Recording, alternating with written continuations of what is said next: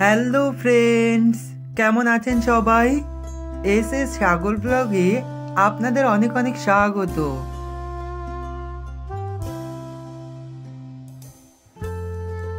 আজ আমি আবারও আরেকটি নতুন ভিডিও নিয়ে চলে এলাম আপনাদের কাছে। আর আজ আমি এসেছি আদ্যাপীঠ বালক আশ্রমে, যেটি দক্ষিণেশ্বরের অপোজিটে অবস্থিত।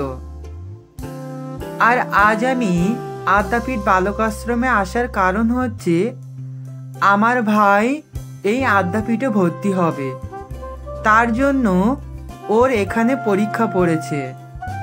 ভর্তি হওয়ার আগে এখানে এন্ট্রান্স এক্সাম দিতে হয়, তাই ওকে নিয়ে আমি আজ চলে এসেছি। ওর পরীক্ষা শেষ হওয়ার পথে। ও পরীক্ষা দিয়ে বাইরে বেরিয়ে এসেছে।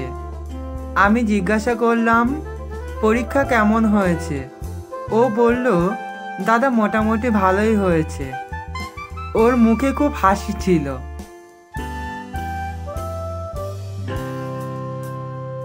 আদ্যাপীঠ বালক আশ্রমের সামনেই আছে আদ্যাপীঠ অন্নদা পলিটেকনিক্যাল কলেজ।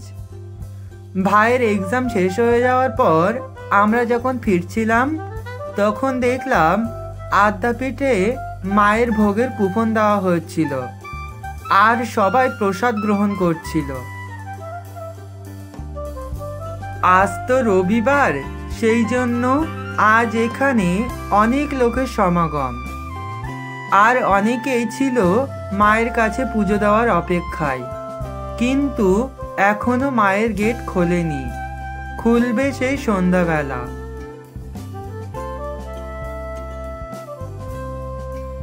আমরা বার হয়েছি সেই সকালবেলা, তাই ভাইকে নিয়ে চলে এলাম মিয়া অমরেতে কিছু খাওয়ার জন্য। আমি আর ভাই মিলে দুটো চিকেন টিক্কা পিৎজা খেলাম। দেখুন তো এই জায়গাটি আপনারা চিনতে পারছেন কি না? আমার মনে হয় আপনারা অবশ্যই চিনতে পেরেছেন। ওই যে দূরে দক্ষিণেশ্বরে মায়ের মন্দির, আর আমি এখন দাঁড়িয়ে আছি বালি ব্রিজের ওপরে। আর মাথার উপরে চাঁদ মামা জল জল করছিল।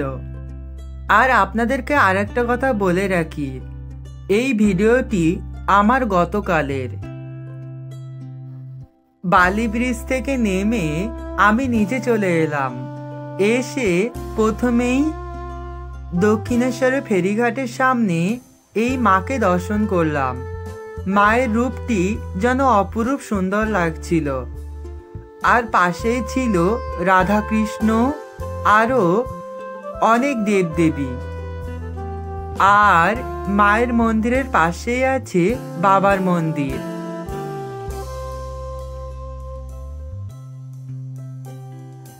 দক্ষিণেশ্বরে গেলে আমার খুবই ভালো লাগে, কারণ এখানে হরেক রকমের জিনিস পাওয়া যায়।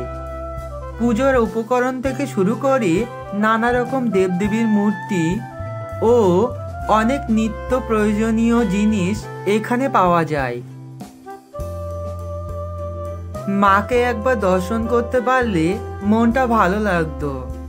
আমি এখন মায়ের মন্দিরের গেটের সামনে আছি। রাত হয়ে যাওয়ার কারণে আজ আর মাকে দর্শন করতে পারলাম না। আমি এখন ওভারব্রিজের ওপরে চলে এসেছি। আমি এবার ফিরে যাব। আর দেখুন এখানে কত রকমের দেবদেবীর মূর্তি কত সুন্দরভাবে সাজিয়ে রাখা আছে। আর বিশেষ করে আমার এই খেলনাগুলি বা এই স্ট্যাচুগুলি আমার খুবই ভালো লেগেছে। কত সুন্দর লাগছে দেখুন। এখানে অনেকগুলি হাতে তৈরি করা পুতুলও ছিল, যেগুলি দেখতে অপরূপ সুন্দর লাগছিল। আমি একদম সামনে চলে এসেছি। এবার ফেরার পালা। ঠিক আছে বন্ধুরা, সবাই ভালো থাকবেন, সুস্থ থাকবেন, আর দেখা হবে পরবর্তী আরেকটি ব্লগে।